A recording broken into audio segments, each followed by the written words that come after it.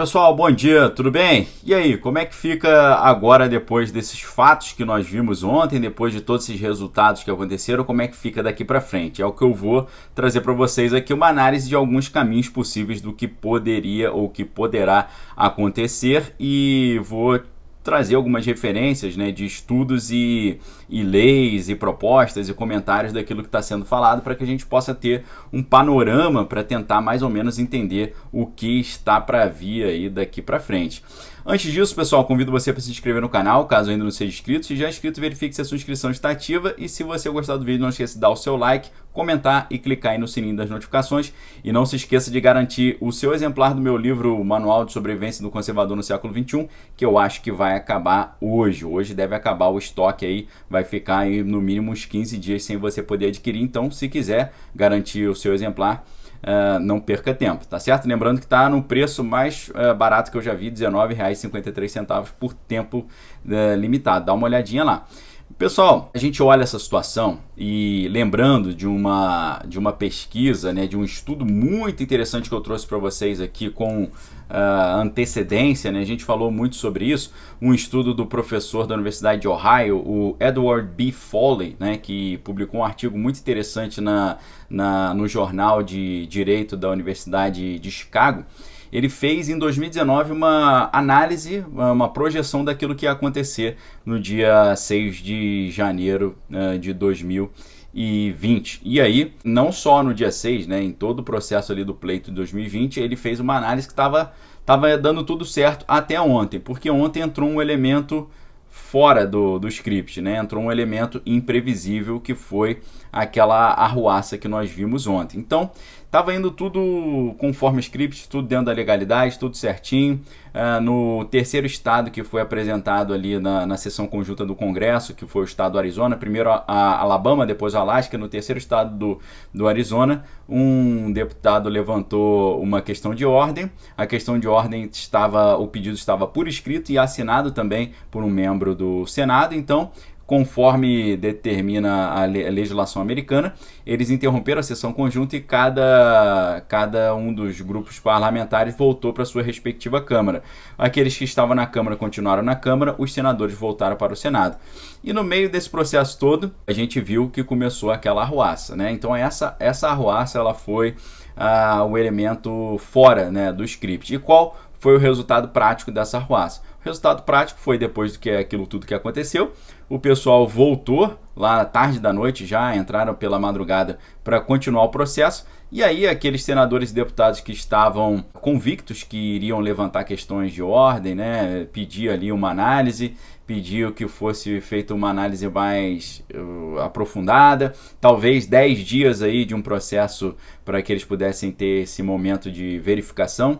Isso tudo caiu por água abaixo, né? Eles ficaram sem clima para poder fazer isso.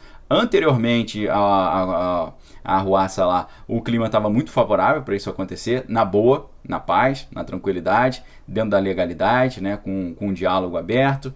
A presença de uma grande parte um grande número de pessoas já dava um apoio favorável para isso, mas aí essa arruaça ela atrapalhou completamente esse processo que estava caminhando muito bem e estava seguindo essas análises que o professor Edward Foley tinha feito, que seguiria uma legalidade ali razoável. Aí o que aconteceu?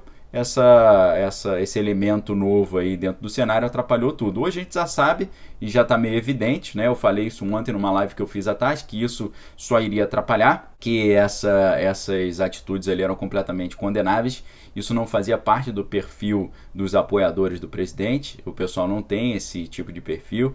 É um grupo que sempre criticou esse tipo de atitude e vai continuar criticando, todo mundo criticou, inclusive o próprio presidente, e todos os apoiadores que são tradicionalmente apoiadores, os veículos de comunicação mais alinhados, né, à visão de mundo do presidente também criticaram, acharam que aquilo ali foi totalmente fora de script, e foi, claro, totalmente. Hoje a gente já tem uma noção disso, foram pessoas que não tinham nada a ver com aquele grupo, né? Você vê pessoas ali que já participavam de outras movimentações e que estavam ali realmente para gerar preocupação, né? Gerar coisas desagradáveis.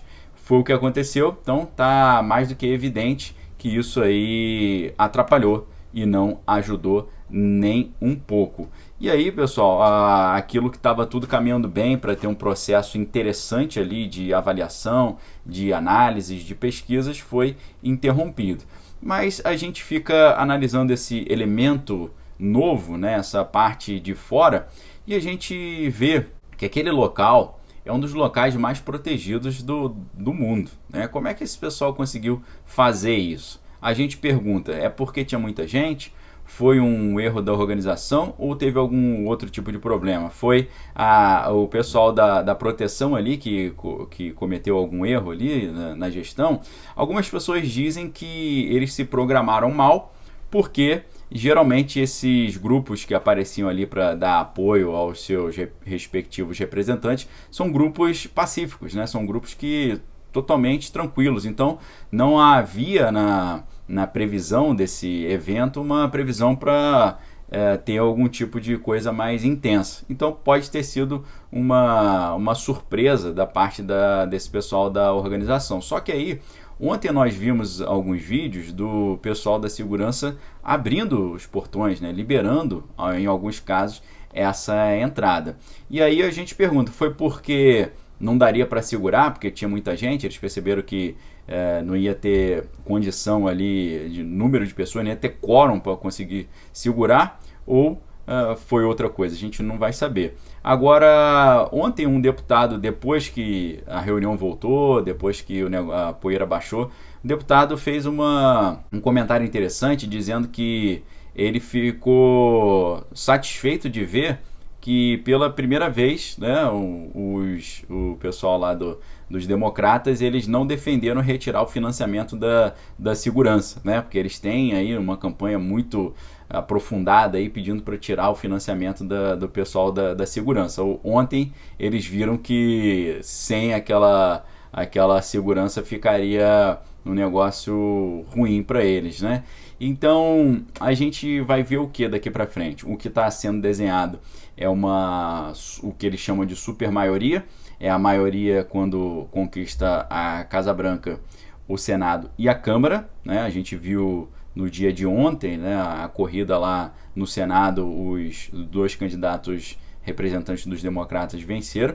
Então isso traz algumas mudanças, é claro, eles vão conseguir aprovar com mais facilidade as suas propostas essas que, em geral, atuam na questão dos costumes, na questão cultural, na questão comportamental, na questão das liberdades, na questão do aumento de impostos, né? Porque esse grupo sempre defende gastos públicos muito grandes, ao contrário do grupo republicano que estava sempre defendendo ali trilhões de economia de impostos. Esse pessoal quer gastar mais, quer imprimir mais dinheiro, então é um cenário ali que fica meio estranho para a economia americana, para o dólar que já fica um pouco enfraquecido e para aqueles que gostariam, né, de ver uma valorização das liberdades, uma valorização dos direitos individuais, principalmente direito de ir e vir, direito de livre manifestação, de opinião, né? A primeira emenda que trata disso, da liberdade de pensamento. Então é um cenário que é bem desfavorável para o pessoal de linhagem mais conservadora e favorável para o pessoal de linhagem mais liberal no sentido americano, né? Então, pessoal, a gente olha um cenário como esse e a gente vê que se o ano de 2020 ali foi um ano de preparação, parece que 2021 vai ser um ano de consolidação desse projeto mais centralizador, desse projeto de maior controle. Isso a gente vê em todos os ambientes das mídias sociais, a gente vê no ambiente até das trocas econômicas, com essa implementação da troca do papel moeda pelas moedas digitais, aquilo que é chamado de CBDC, o Central Bank Digital Currency. Então a gente precisa perceber que essa é a tendência e nos prepararmos para um cenário como esse. Agora, quem, assim como eu, é cristão, quem conhece a palavra de Deus, quem estuda as escrituras, sabe que o que a gente está vendo acontecer no mundo é exatamente o que o livro da Revelação trata, né? O último livro das escrituras, eles tratam exatamente disso. Esse cenário de confusões crescentes, né, encrencas aumentando, o amor se esfriando, muita falsidade, né, a gente vê uma falsidade enorme, porque quando a arruaça é feita por um grupo, o pessoal do establishment bate palma, quando é feito por outro grupo é um negócio absurdo, e aí agora eles estão até, né, obviamente querendo botar isso tudo que aconteceu na conta do presidente, e até invocando a 25ª emenda, que trata de uma situação em que o presidente fica impedido e aí ele é substituído, né? Trata exatamente da sucessão em casos como esse, estabelecendo os procedimentos para preencher uma vaga, fica ali com vacância, né? E também trata dos procedimentos para que isso possa ser implementado. Essa emenda ela foi proposta lá no ano de 1965 e foi confirmada no ano de 67. Então ela chegou a ser usada 6 vezes. A primeira vez em 1973 e a última no ano de 2007. E então eles estão querendo usar isso aí para tirar o presidente antes da hora. Agora, teve um elemento surpresa ontem, e eu digo para vocês, podem ter outros elementos surpresa. E você fala, quais elementos surpresa? Iniciar-se um conflito lá no Oriente, ou lá perto do Dragão Vermelho, alguma coisa mais assim intensa. Geralmente em situações que chegam nesse ponto, às vezes a corda acaba arrebentando em alguma situação como essa. Então, pode ser que surjam informações novas, assim, informações impactantes, pode ser que surjam aí hipóteses de conflitos, informações novas sobre liberação de documentos ali que eram classificados e tal. Então já que nós entramos num ritmo aí de surpresas, pode haver muitas surpresas ainda do outro lado. Então a gente tem que aguardar. Parece até que algumas dessas surpresas já estão aparecendo.